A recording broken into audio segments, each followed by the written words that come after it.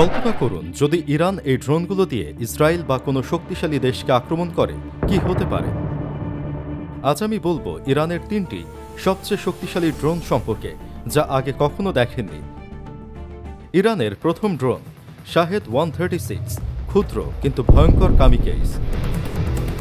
যুদ্ধের ময়দানে যখন শাহেদ 136 আকাশে ঢোকে তখন তার দৃষ্টি থাকে একমাত্র শত্রুর গুরুত্বপূর্ণ স্থাপনাগুলোর দিকে।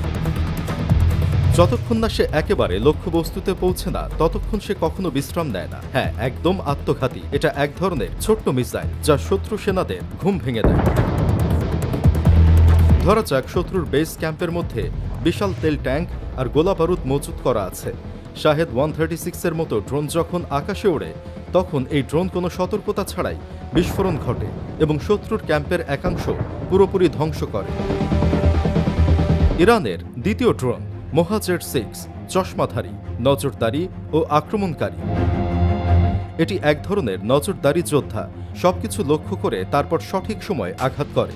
যুদ্ধের মঞ্চে যখন শাহেদ 136 আক্রমণ শুরু করে তখন শত্রু কিছুটা বিভ্রান্ত হয়ে পড়ে, কিন্তু মোহাজের 6 আসে, সবকিছু ট্র্যাক করে এবং একে একে শত্রুর দুর্বলতা বের করে। এটা যেমন নজরদারি ড্রোন তেমনি ক্ষেপণাস্ত্র বা ছোট বোমা ছুড়ে শত্রুকে বিপদে ফেলতে পারে। কোনো সৈন্য যদি সেনাবাহিনীর ট্রেনিং ক্যাম্পের আশেপাশে লুকিয়ে থাকে মোহাজের 6 তাকে খুঁজে বের করবে। মোহাজের 6 আস্তে আস্তে উচ্চতা নিয়ে ঘুরতে থাকে আর শত্রুর অবস্থান দেখে দ্রুত যোগাযোগ পাঠায়।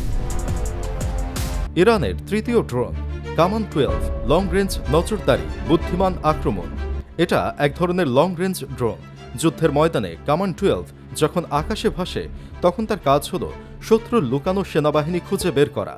এক একটি আঘাত শত্রুর প্রতিরক্ষা ভেঙে দিতে পারে।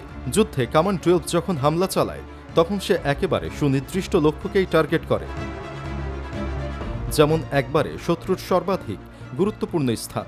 এটি সাধারণত দূরের কোনো টার্গেটকে আঘাত করতে ব্যবহার করা হয় এবং শত্রু জানতেও পারে না একে কিভাবে রোধ করা যাবে।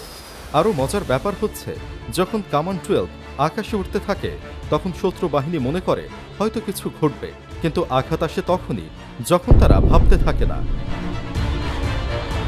তাহলে এখন ভাবুন, শাহেদ 136 প্রথমে শত্রুর শক্তিশালী পয়েন্টে আঘাত করে, তারপর মোহাজের 6 তাকে অনুসরণ করে এবং কামান 12 দূর থেকে আক্রমণ চালায়। ত্রিরত্ন আক্রমণের এই বিপর্যস্ত শক তরঙ্গ শত্রু বাহিনীকে একেবারে অসহায় করে তুলবে। শত্রু বাহিনী ভেবে ওঠার আগেই শাহেদ 136 প্রথমে লক্ষ্যবস্তুতে আঘাত চালায়, তারপর মোহাজের 6 তার কাজ শুরু করে শত্রুর গোপন জায়গাগুলো ধ্বংস করতে থাকে।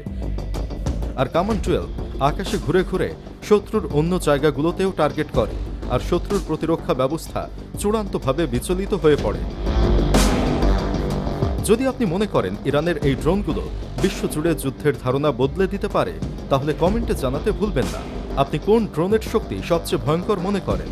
পরের ভিডিওতে আমি দেখাবো এই ড্রোনগুলোকে ঠেকানোর জন্য কোন প্রযুক্তি সবচেয়ে কার্যকর। আপনিও সেই তালিকায় থাকতে চান? তাহলে সাবস্ক্রাইব করে রাখুন।